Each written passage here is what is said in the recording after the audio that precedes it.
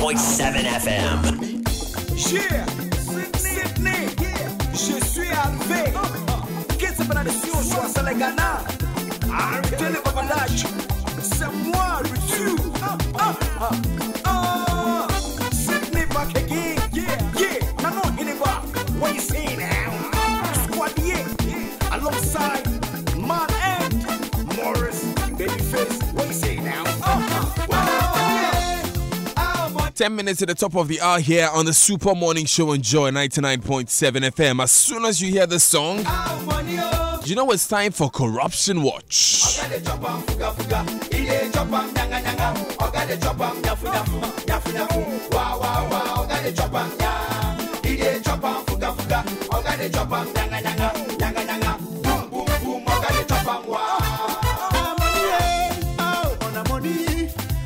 Now, the fight against corruption will bear little fruits without us continuously raising the awareness of public officials and the public to the dangers of corruption. We must also keep emphasizing that it is a duty of every citizen to combat corruption. This is why we keep bringing you Corruption Watch. Today, we have an interesting discussion coming up. It is for the public to understand that we have set up an office. We have to organize that office, have the requisite personnel. It doesn't take one day. My law says that 90 days after the assumption of office of the special prosecutor, pursuant legislation must be enacted. As we speak today, I have no legislation.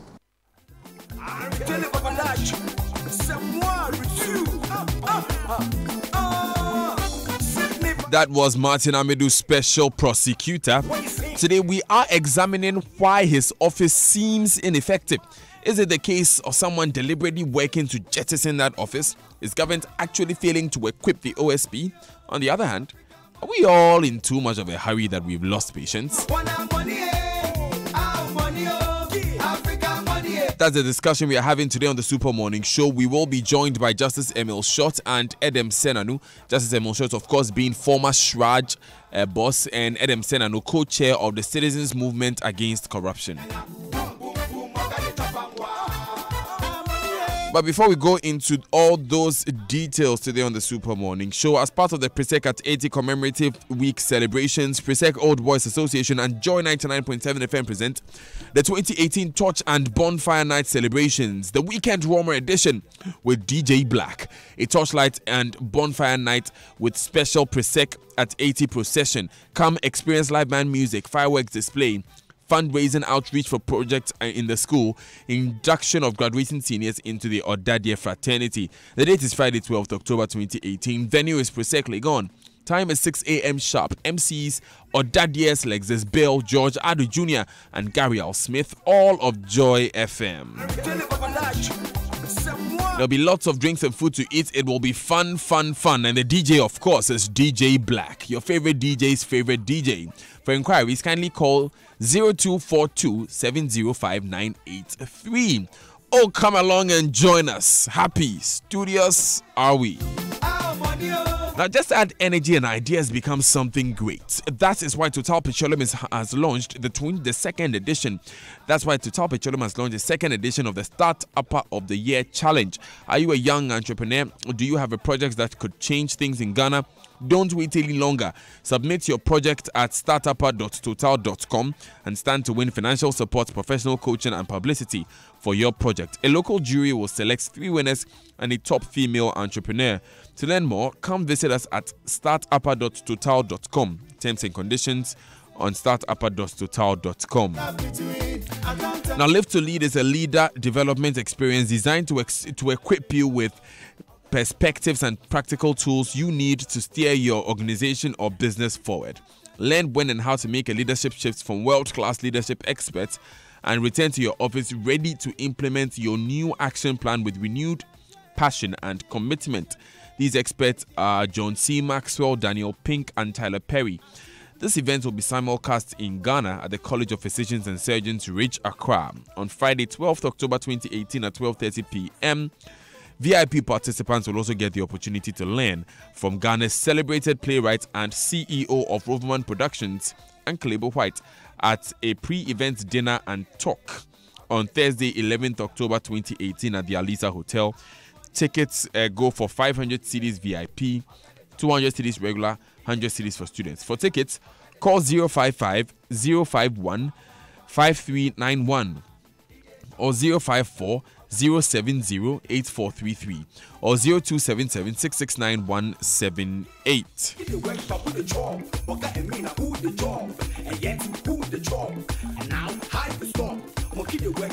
Now, Corruption Watch is brought to you by Ghana Center for Democratic Development, CDD Ghana, Ghana Integrity Initiative, GII, Ghana Anti-Corruption Coalition, GACC, Joy FM, Africa Center for International Law and Accountability, ASILA, and you can find us on Facebook, Corruption Watch Ghana, Twitter, Corruption Watch at CW Ghana, Instagram, Corruption Watch _GH.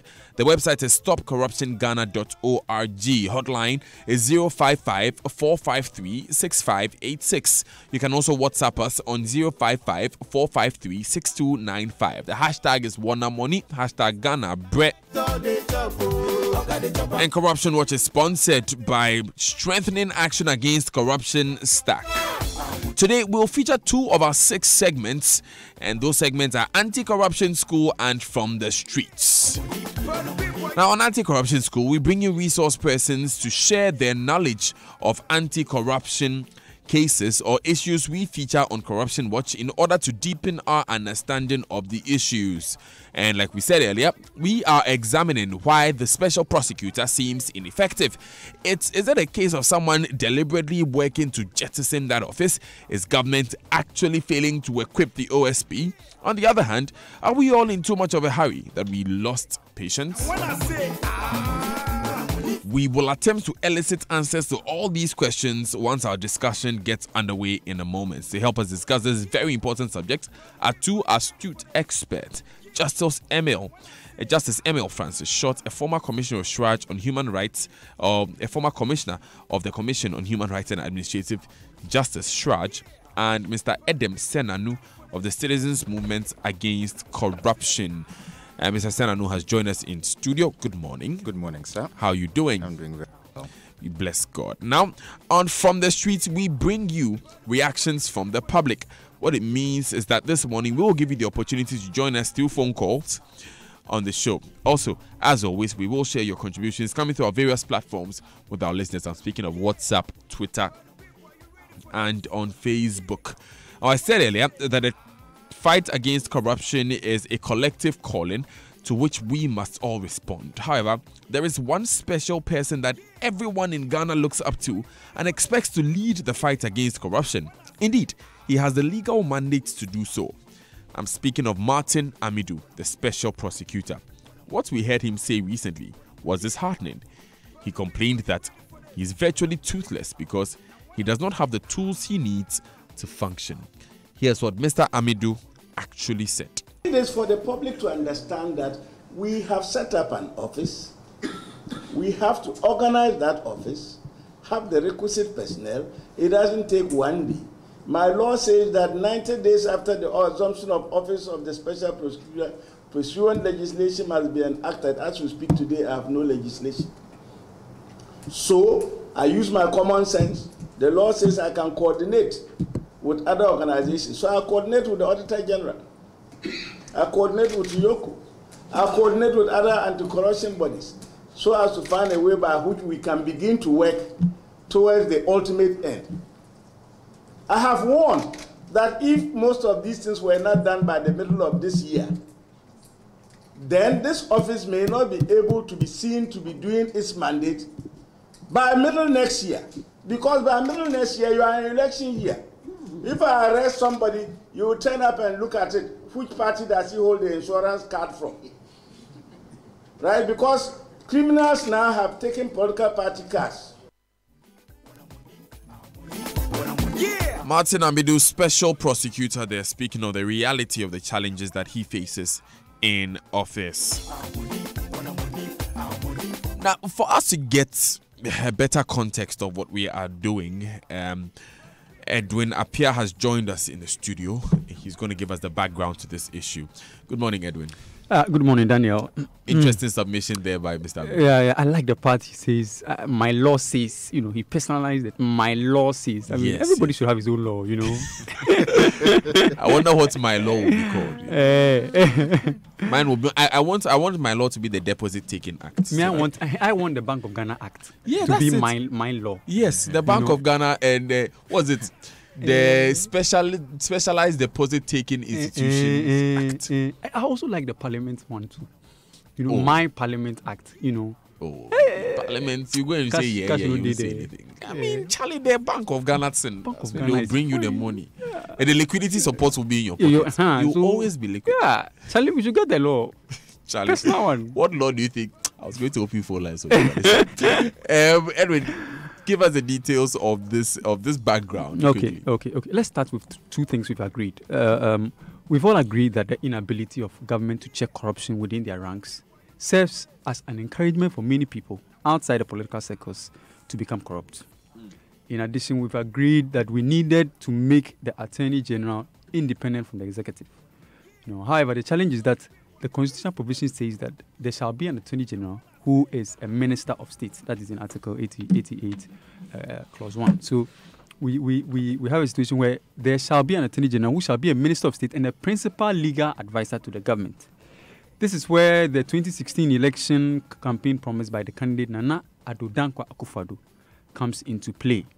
The NPP promised in Chapter 12 of their manifesto for the 2016 general election that we intend to establish by an Act of Parliament an office of the Special Prosecutor who will be independent of the executive to investigate and prosecute certain categories of cases and allegations of corruption and other criminal wrongdoing, including those involving alleged violations of the Public Procurement Act and cases implicating political office holders and politicians. That's what the manifesto says. Yeah. On assuming office, the government laid the office of the Special Prosecutor Bill before Parliament in July 2017.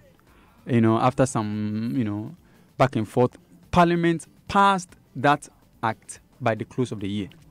Amidu was appointed the following January, New Year, so a new dawn, and then followed that very interesting vetting and approval by Parliament. Yeah. Subsequently, the President appointed a Deputy Special Prosecutor and followed that up with the naming of a board and its inauguration. However, Amidu expects more to have been done and has said in the voice clip you heard, you played a while ago. Now, this is what Corruption Watch knows. We know that a subsidiary legislation or legislative instrument for the OSP Act that was to be laid in Parliament 90 days after the assumption of the office of the Special Prosecutor has not been passed. We have learned that the Attorney General is going to engage Parliament on the Subsidiary Legislation Committee on the bill very soon. Corruption Watch also knows that the Special Prosecutor is currently equipped with a 3-bedroom house as an office, even though the property, which is situated on a 70 by 100 meter plot, is a residential facility.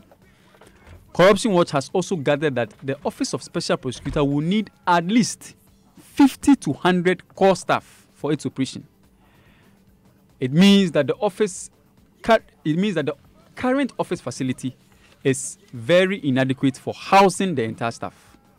Corruption Watch is also aware that the presidency, rather than the Attorney General's office, is coordinating logistics for the office. You can take it from here, Daniel. Thank you very much, Edwin. So that's Edwin Appiah giving us some background on this issue. I'll be going to my wonderful guests now. Like I said earlier, Adam Senanu, who is co-chair of the Citizens Movement Against Corruption, CMAC. He's with us here in studio. And Justice Emil Short, a former commissioner of the Commission on Human Rights and Administrative Justice, SHRAJ. He set up SHRAJ at the beginning, and he'll be joining us shortly on phone. For now, though, we'll take the Joy Business Minute, and then we'll take these important messages. We'll be back shortly. Stay with us. Daryl and Karen here. Welcome to the Joy Business Minute. The Prudential Bank has described as malicious social media claims it is on the verge of collapse. A statement issued by the management of the bank said such claims are untrue and must be treated with the contempt it deserves. The Bank of Ghana has started engaging savings and loans companies with a locked-up funds at the Consolidated Bank. This is after the regulator was petitioned over challenges in recovering the investments. The CID has mourned incidents of cybercrime in the country with double annually. Between 2016 and August this year, the country has lost a total of $229.9 million to cybercrime, out of which 60% were fraud cases. And one of the most comprehensive studies of the state of banking and markets since the financial crisis warns the dangerous undercurrents are a rising threat to the world economy. The IMF Financial Stability Report says that although banks are far safer than they were in 2008, there are new risks. That's your update. Make a date at 3:06. This Friday, we will light it up. We will set it ablaze. It will be fire! As part of the Prosec at 80 commemorative week celebrations, Prosec Old Boys Association and Joy 99.7 FM presents the 2018 Torch and Bonfire Night celebrations. The weekend warmer edition with DJ Black and friends at Prosec Legon from 6 p.m. sharp. MCs are Dadia's Lexix Bill, George Yadu, Gary Al Smith, all of Joy FM. It's a night of fire, weekend cool, a night of food, drinks, and fireworks. It's DJ Black live at Prosec Legon this Friday, streaming live on radio and online.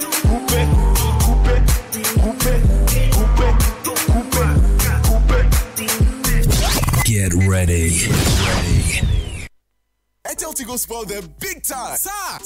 Some new big time bundles view. The only bundles I want here about are bundles of cash. So what about a bundle that gives you the most data on your 1, 2, and 5 Ghana Cedi bundles than anywhere else, and also gives you a whole 1.5 gig for only 10 Ghana Cedi? Please, no network could give you that much data at that price. Sir, well, Airtel Tigo does, and you even get a big 2 gig for the same 10 Ghana Cedis when you bundle directly from an Airtel Tigo scratch card or with Airtel Tigo Money. Hey, Airtel Tigo's new big time bundles do not expire. You can browse, sir. No more daily, weekly, or monthly bundles. Hey, bad. How do I subscribe? Dial *111#, select big time bundles and browse, sir. Whether you're a new subscriber or an old subscriber, T's and C's apply. Get big time data from the network that gives you the most. Airtel Tigo. Her name is Faye. The first time we met, I knew she was way ahead of her time. She gets me, you know. She watches my back and even covers my blind spots with her blind spot collision warning system. We're safe. No strings attached with her wireless device charging, and that is very convenient. My eyes are always on the road when we ride because Faye has heads-up display. And boy, does she run smooth. I feel like she was made specially for me. Get a taste of the future. The all-new 2019 Hyundai Santa Fe. Now available at Auto Plaza Limited, the home of Hyundai. Call us now on 0240-065-030 or visit our showroom at Auto Plaza, Nahia House on the Kanishi Odoko Road, next to Fisherman's House building at the Dansoman Hansonic traffic light. Hyundai. New thinking, new possibilities. With Melcom, you need to be ever ready all day, anytime. At Melcom, we love to see you shop for quality, save more, and shop again. Oh yeah, it's the Melcom Fire and Ice promotion. And you, Melcom the full rabbit to be a friend of Fire and Ice promotion. Enjoy deals up to 20% on our entire range of refrigerators, chest freezers, and gas cookers in all Melcom shops nationwide. Melcom Fire and Ice promotion has over 400 items on display, and it's all just for you to purchase and save more. Hurry, don't be left out. Take this opportunity to get more discount. Visit any of our Melcom branches nationwide and enjoy the best. Melcom, where Ghana shops. Unique Insurance is offering free breakdown towing service plus payment of minor accident claims within 2 hours. Get your comprehensive motor insurance from Unique Insurance today and enjoy breakdown towing service at no cost to you anytime, anywhere. In addition, minor accident claims will be paid within 2 hours. Call Unique Insurance now, 050-1550-383. Unique Insurance, where your needs come first. Terms and conditions apply. thousands of students can't further their studies because of their financial background. At Absa Group, we invested over $24 million and supported over 3,600 students with scholarships, provided over 1,200 students workplace experience, and prepared over 215,000 students for work via our ready-to-work online platform. Because when we educate our youth, we unleash the possibilities of a nation. Absa Group, proudly serving Ghana as Barclays. For more, visit absa.africa. This message is brought to you by Absa Group Limited. At Afrodan, we believe that many of the problems people have with their health is as a result of the way they sit. In other words, your chair can kill you. Here's Dr. Marcus Mann of the Chiropractic and Wellness Center. What you have to remember is that the spine is the lifeline to your body, and posture is the window to that spine. Now, posture is affected by your daily activities and habits like sitting. That's why at the Chiropractic and Wellness Centers, we recommend what I believe to be the best chairs available for preventing not only subluxations, but also other health problems that you may not be aware of. And that's Rabami and Mobilex chairs. Unfortunately, on a daily basis, I have to correct the effects of this poor sitting habit in our businessmen and businesswomen. Always remember, optimal spine equals optimum health. So, for the sake of your health, buy Rabami or Mobilex chairs from Afrodan. We are on the first floor of the Swansea Shopping Arcade. Telephone 663-085. Good day, my one and only human resource manager. Good day, Abna. It just occurred to me, now that our colleague is no more, what's going to happen to his wife and children? Oh, that one. The company has the unique Glyco Group comprehensive insurance cover for staff. And the good news is that Glyco Life has already paid a claim for our late colleague, so his family will be well taken care of financially. Wow, this is so relieving to hear. Yes, the Glyco Group comprehensive plan provides a 24-hour adequate group life cover for employees or members of associations. Should any employee be injured in an accident, suffer disability, terminal diseases like heart attack, stroke, kidney failure, or even death, Glyco Group comprehensive plan will pay substantial benefits to them or their beneficiaries. Moreover, the plan also takes care of our company's legal liability under the Workmen's Compensation Act. Abna, close your mouth. Amazing. Keep up the good work. So, my fellow corporate human resource managers and executives, call Glyco Life on 020-422-113 or 050-125-6336. Email to customer services at glycogroup.com or grouplife@glycolife.com to have your employees covered under the Glyco Group Comprehensive Plan. Coffee in your cup and joy on the set. The Super Morning Show is always the best bet on Joy 99.7 FM. Yeah, Sydney, je suis arrivé. Qu'est-ce que la nation soit sur les Ghana? Arrêtez le babadage. C'est moi, le Dieu. Sydney back again. Yeah. Now no anymore. What you say now? Alongside Man and Morris, Babyface, what you say now? Our money, Africa money, I got the jump on fuga, one money. 12 minutes past 9 on the Super Morning Show on Joy 99.7 FM. Thanks for staying with us. Happy birthday to you, Bishop Yao Osu Ansa. It's great working with you, Bishop. Happy birthday. Also to you, Joan Eden Atta, master student at GIMPA. You're pursuing supply chain management. Happy birthday for Mr. and Mrs. Apia.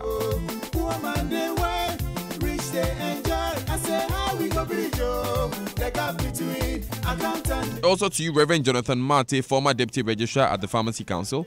May God continue to bless and cause His favor to shine upon you. May you prosper in whatever your hands find to do. And Faustina Ya Apia, Media Relations, Corporate Affairs and International Communications at UMB. God bless you abundantly from all of us here at the Multimedia Group.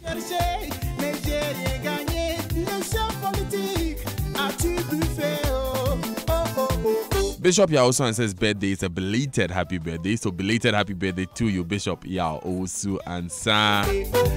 But this is Corruption Watch. We're here in the studio with Edem Senanu, Executive Director of the Africa 2000 Network, co-chair of the Citizens Movement Against Corruption. And on the line with us is Justice Emil Short. Justice Emil Short is on the phone lines. Good morning, Justice. Good morning, Justice. Good morning to you and to your listeners. Great to have you with us this morning. It's my pleasure. Great. Now, as you know, Justice Emil Short is first commissioner of SHRAJ. He helped set up that organization in the first place. So, thanks to both of you gentlemen for joining us, Adam and Justice. Let me begin with you, Justice Short. What are your preliminary observations on why the Special Prosecutor's Office seems ineffective? Or in the first place, do you think it seems ineffective? Does it give you that impression? No, I don't have that impression at all.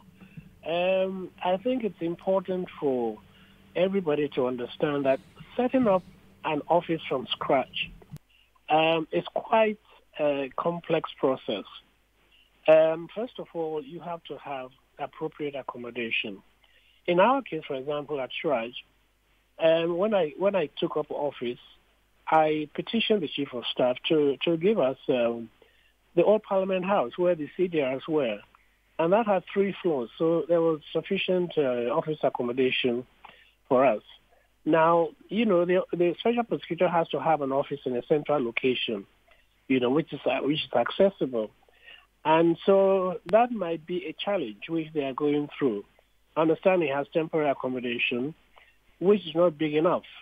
But I'm sure that the government is looking for a much bigger place that can house the number of staff that he intends to recruit. So that is the first problem.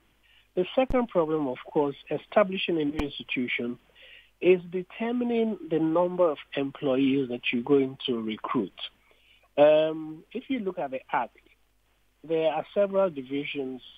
Section 19 of the Act talks about the Finance and Administration Division, the Investigations Division, the Prosecutions Division, the Asset Recovery and Management Division.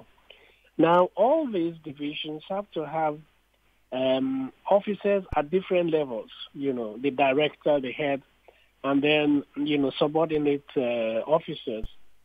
The recruitment of these officers takes time. Being a public service organization, most likely they'll have to advertise and have interviews and go through the selection process in consultation with the Public Services Commission. And in consultation with the Public Services Commission, you have to agree on the salary levels, and that is quite a tricky business, especially when the Special Prosecutor himself is limited to the conditions and salary of a Court of Appeal judge. So everybody else, below, you have to take, that's a sort of glass ceiling, which has to be, you have to work within that glass ceiling. So that is the second major activity. And then you have to develop a budget for setting up the office, an initial budget. Taking into account the emoluments of the staff, the logistics, and so on. And if there is capital expenditure, and submit the budget, to the government. And if there isn't a budget already for the office, then the government will have to get Parliament to pass a supplementary budget.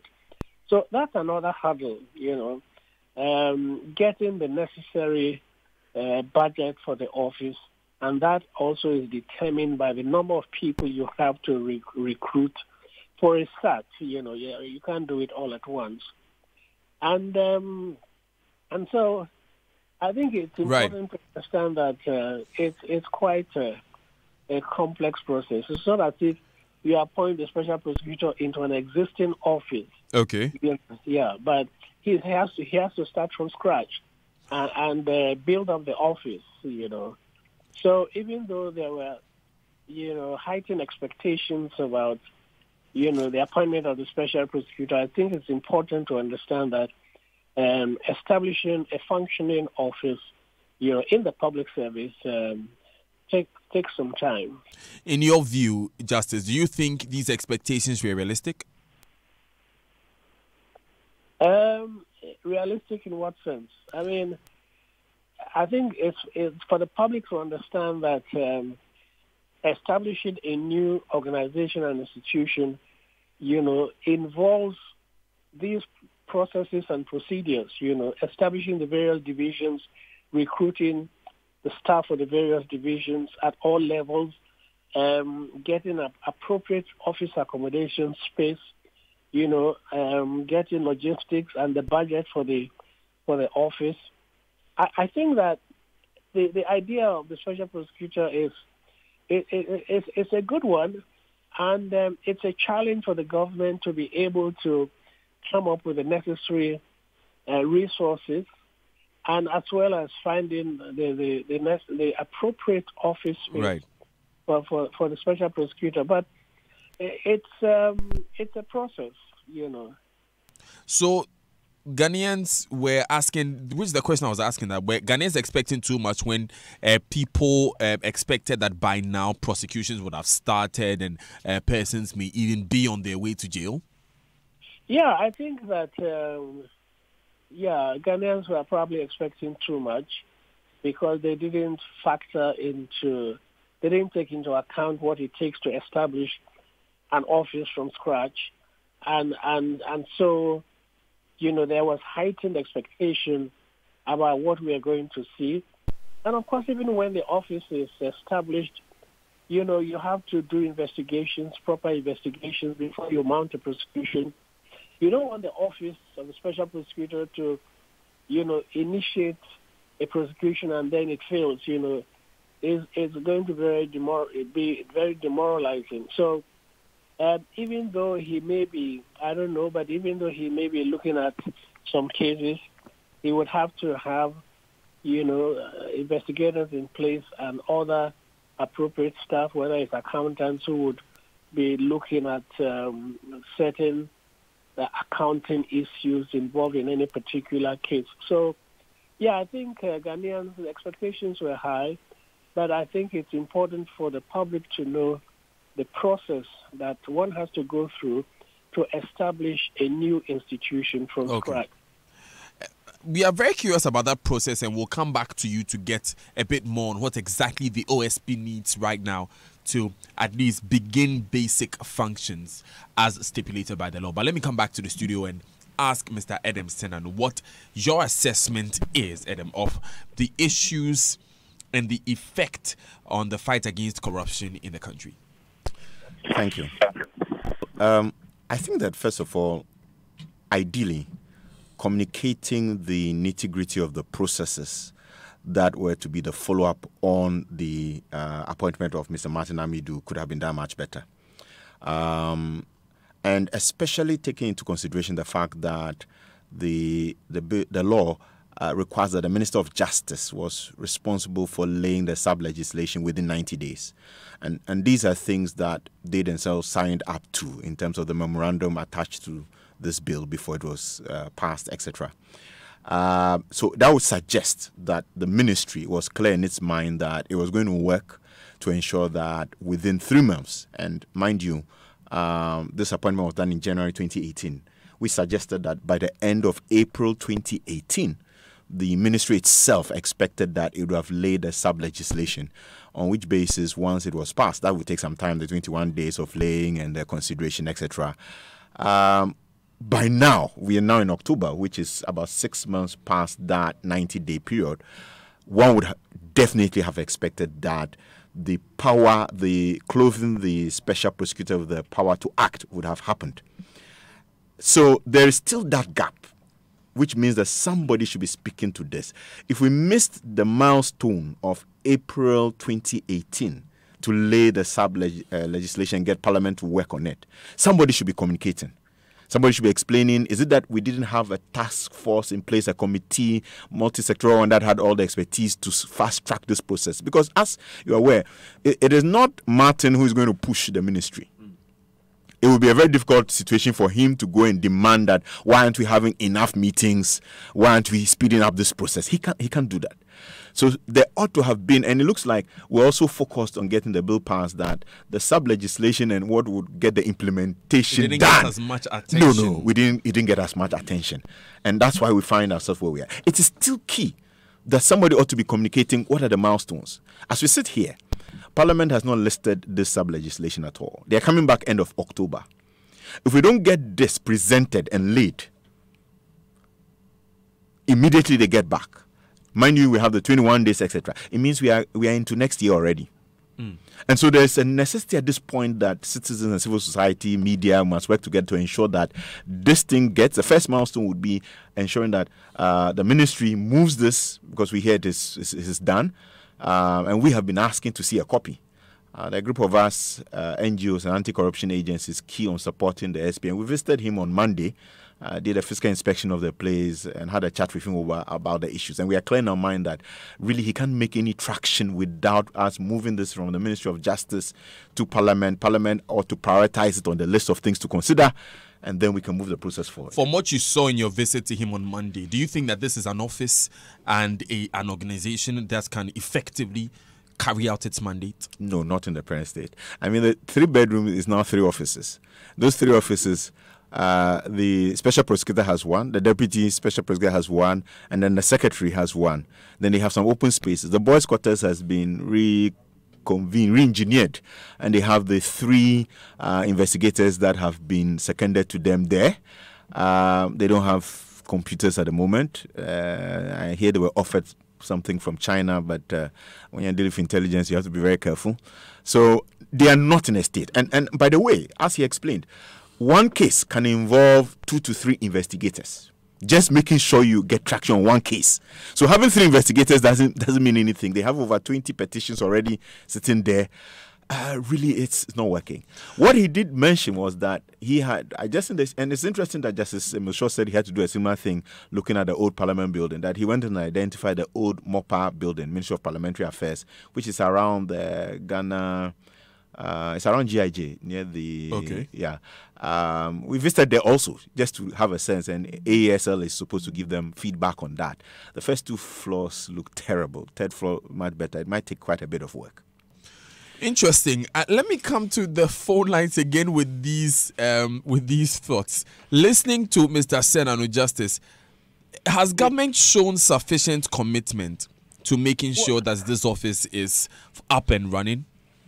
Well, I mean, I agree that it has taken much too long for the LI to be passed. You know, the time prescribed for this subsidiary legislation has elapsed. And I don't quite understand why it hasn't been done. But let's also not forget that the regulations, the LI, has to do with prescribed, matters which are listed in Section 78 of the Act. Matters like prescribing the manner for tracing tainted property, prescribe the procedure for declaration of property, seizure of tainted property, management of assets, and so on. It's a list there. But it doesn't mean that, no work can be done and the other activities cannot commence. So the LI has its purpose set out in the Act. It talks about to regulate the disposal of assets, but the important one also to prescribe the procedure for submission of complaints. That is very important. Okay. That is extremely important because, you have to have an appropriate procedure for submission of complaints. And we had a constitutional instrument which prescribed the procedure for submission of complaints. Okay. But... So Justice, in your view, away from just the setting up of the LI, which you have explained is very complicated, in generally resourcing Mr. Amidi's office and making sure that office is ready to run, do you think that government has shown sufficient commitment in the past 10 months that office, he was appointed at least? Well, I cannot speak to that. Apart from the LI, which I think that, it seems that government has overlooked the enactment of the LI because the time period, it's quite excessive. But I don't know what has been going on between Mr. Amido and the government in the meantime. So it's difficult for me to say that, government has not shown commitment, in setting up the office. The LI apart, which as I've indicated, it has taken too much time to set up. I don't know what negotiations has gone on between, Mr. Amido and the government, in the meantime, in terms of, I know that, for example, the board has been established, and the board has quite a number of responsibilities, like responsible for appointment of other staff and so on, and setting in place certain policies. Okay. So I don't know really if that would translate into a show of commitment or not. Let me bring in Mr. Senanu quickly on this one. Yes. I mean, we've had these discussions where it seems like because the substantive law is in place, some work can be done. And indeed, as Mr. Amido pointed out to us on Monday when we visited, he has collaborated with YOCO. There's one case they are almost done with. But he points out that substantively to recruit staff and have staff that you have leverage over, that you can determine what they are doing and you can be brainstorming and getting things done, they needed the LI. For example, they requested for a budget was approved, but the law requires that you need a budget officer in place. And he cannot recruit a budget officer without the LI. And so as he began to enumerate the things he needs in place, whether for enforcement, you need special cars to go around if you're supposed to recover properties, places that you keep it. The enormity of the things he requires, most of those require that particular officers must be in place, and they cannot recruit those officers and get those things in place without the LI. And so I think there's a sense in which we have not fully understood the impact of having that LI in place in order for the office to make progress. So they are trying to collaborate. Those who are willing to collaborate, like YOCO, have worked. But there are other agencies that have refused to provide information, etc. And yes, he will still need the LI to be able to make sure that those engagements, he can take advantage of the sanctions and the powers that. So it's very, very essential. But let me come back to you, Justice. Justice, you were the head of a nascent organization like how the OSP is now. Tell us, what do you think are the basic financial and human resources they need to be able to run? At the very least, what do you think the OSP needs now to run? Well, I mean, the OSP would have to determine the number of staff that he needs to run the office for a start, as a startup organization, and then also determine the salary levels of those staff. And then on the basis of that, I don't know whether he has a budget for that. Every institution would differ. In our case, we are not only looking at establishing the office here in Accra, I was looking at establishing the office in the regions as well, when I took up office. So my budget included establishment of the office in Accra and in the 10 regions. It was subsequently that we looked at establishing offices in the districts. But in the initial stages, it was both in Accra and in the region. So, the budget was quite different. So it all depends on, the vision that Mr. Amido has for this office and the kind of staff that he needs, the level of staff, the number of people that he needs in each division, the number of investigators, the number of lawyers, the number of administrative staff, and the human resource personnel and so on that he needs, to be able to determine. I cannot sit in here I cannot determine that for him. But per international standards and looking at the expectation that we all have of Mr. Amido, can you make an estimation, a rough estimation, Justice? Oh no, that's impossible. I don't know. Maybe right. That's not for me. Right, that's fine. I wouldn't be in a position to say so. No. That's fine. As you may have been aware, Justice, and this will be really the final issue that we'll deal with. There have been some exchanges between Mr. Amidu and the Attorney General, which appear to create a perception of the existence of a frosty relationship between them. What kind of relationship should exist between the two, I mean the OSP and the Attorney General's Department, to ensure the OSP delivers on its mandate? Well, definitely there has to be a very cordial relationship between the Attorney General and the OSP because, don't forget that the Attorney General has delegated part of her powers to the OSP. And even though the OSP is independent in the sense of, how, the cases he decides to investigate and so on, the OSP is to some extent under the AG's office, and so there has to be a very cordial relationship. And I don't know what these exchanges have been, but I'm sure that these are matters that can be resolved. And I'm sure the president would take steps to make sure that there is a cordial relationship between the Attorney General and the OSP. Right. Because it is his vision, this establishment of the Special Prosecutor is the president's vision. And if there is any frosty relationship between the AG and the OSP, I'm sure the president will take steps to remedy that. Okay. And so realistically, Justice, when can we expect Mr. Amidu to be able to effectively start work as an office, knowing what in starting offices of this nature? I think you'll have to ask Mr. Amidu that himself. First of all, you'll have to get the LI in place, and then you'll be able to.